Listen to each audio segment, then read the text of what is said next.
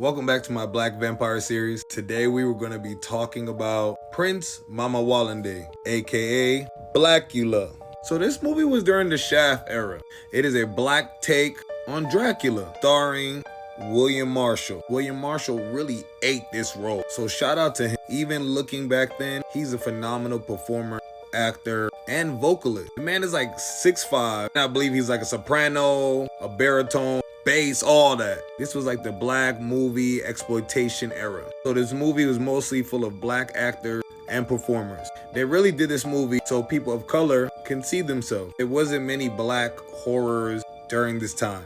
People were saying they were exploiting black stereotypes, but guys, it's a black fantasy. Horror, come on, don't take it that seriously. It gave black talent an opportunity to shine. So one day, kids like me can look back and admire this movie. It really was supposed to be like a shucking and jiving movie, but they made it more serious. William made his character, Prince Mamuwalde, more defined, more regal. And I love that for him. I think that's amazing to see black men at that level and in that time. He even changed the character's name. Did you guys know the character's name was Andrew Brown? I heard there was an issue with like the name Andrew during those times. I'm not sure what happened. If somebody could educate me in the comments, let me know. I'm assuming somebody named Andrew did something and he just didn't, want to go with that name. So he changed it to more of, a name that fit his character. Because let's not forget, he was an African prince. So the movie had a lot of funny moments. Like, why does he have hair on his face when he turns to vampire mode?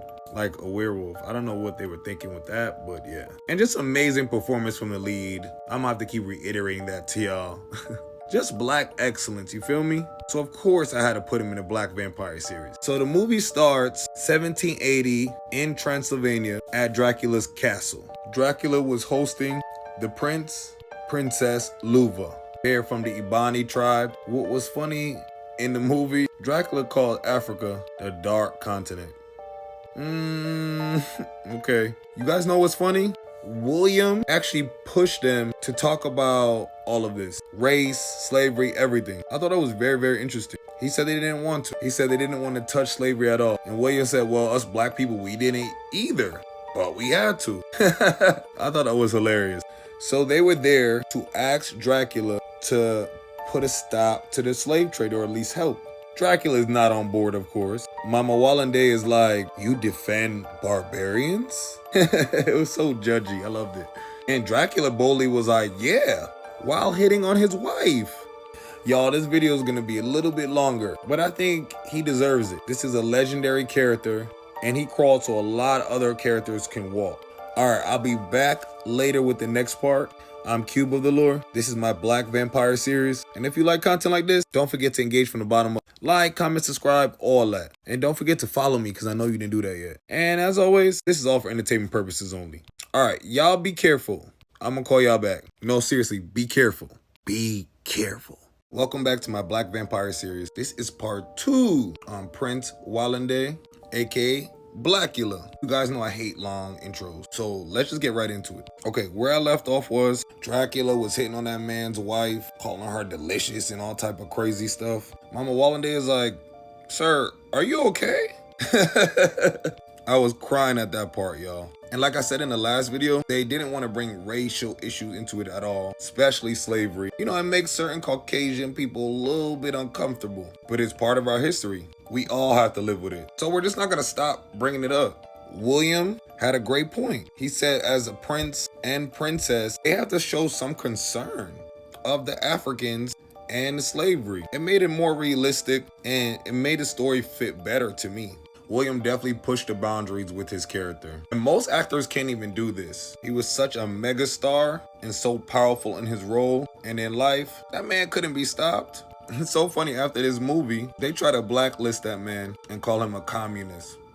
How would he be a communist? You know what? Never mind. So Dracula calls in the goons for Mamuwalde because he don't like how he's talking to him. Remember, Mamuwalde is an African prince at this time. He's human, 6'5", but he run his fades. He'll get active. He'll get right in the field. Don't play with him. So Mamuwalde was whooping them left and right until the numbers got increasingly overwhelming and they captured him and his wife, Princess Luva. So that scene pretty much ends in Transylvania. Mamuwalde is bitten by the camera and then Dracula. If you guys see the shot, it's just funny how the camera goes in for the bite. And he names him Blacula. Then he said Luva was condemned to die in prison. It was like some sick foreshadowing going on because you're trying to keep this man away from his love in life and in death. That's wild. But y'all know how reincarnation works and the world works. You guys will see each other again. So Dracula locks Mamuwalde up in his own coffin, and he's allegedly supposed to be imprisoned there till the end of time.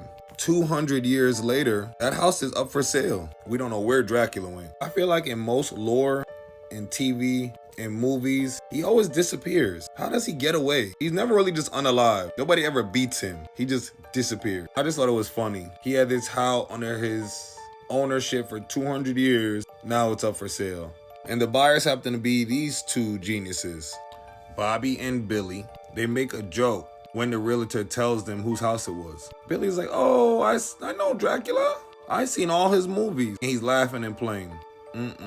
And Bobby and Billy have this genius idea. Everything from the castle, ship it to LA, including Mamuwalde, still in his coffin. Alright y'all, follow me to the next part. The video's getting way too long. I'm Cube of Lore. This is the Black Vampire series. Don't forget to engage from the bottom up. Like, comment, subscribe. All that. You guys already know that. And of course, follow me, because I know you didn't do that yet. Alright y'all, I'll catch y'all in part 3.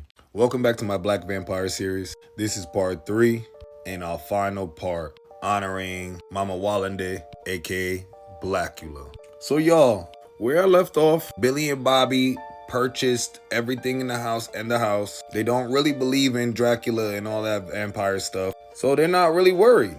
So now they have everything in LA and they get to opening, all Dracula's belongings basically. Billy gets to open up the coffin and Mamuwalde immediately eats Billy. Bobby's shocked, trying to make a run for it, but he got eaten up too. So now they're both unalive and everybody's at Bobby's funeral. Mamuwalde was peeking from the back and he's seen a familiar face, Luva. Well, the reincarnation of Luva. Her name is Tina. Tina comes to the funeral with her sister and her brother-in-law, Gordon. And Gordon in this film is like our Van Helsing. He works for the LAPD and he's a very suspicious cop. Even with his paranormal stuff going on, he's like, this doesn't add up. And he has lots of questions about Bobby's death. Gordon asks the funeral director, could he see the other body? Billy. The director responds and tells him he doesn't get many white bodies. They don't come to him. So Bobby got buried somewhere else, at his funeral somewhere else. So now Tina's leaving. She's about to leave, go about her business. Mamuwalde walks up to her and calls her Luva. She got to running immediately. Got up out of there and dropped her purse. Could you imagine? Strange man, 6'5", in a cloak, calling you someone else's name you don't know? Yeah, she was right to run, especially as a black woman. He eventually finds her and gives it back, which is how he woos her in. But in the meantime, Gordon's on his ass. Mamuwalde unalive a cab driver named Juanita, I believe. And Gordon saw the bite marks on her neck before she even came back to life. So Tina gets her purse returned, like I said. Mamuwalde meet them at the club some way, somehow. Then he tries to buy the whole table drinks, including Gordon's wife. And Gordon's like, nah, we're good. What the hell? He didn't even pay Gordon any mind when he got there. So Dracula, as he's trying to leave, a photographer decides to take this picture of him and Tina. The photographer apparently lived right next door to the club, so she went home to develop it immediately. Not sure what was the urgency, but this is how the movie went. She develops this exact photo and Tina's in there by herself. Now she's like, what the hell? Mamuwalde comes right behind her and eats her too.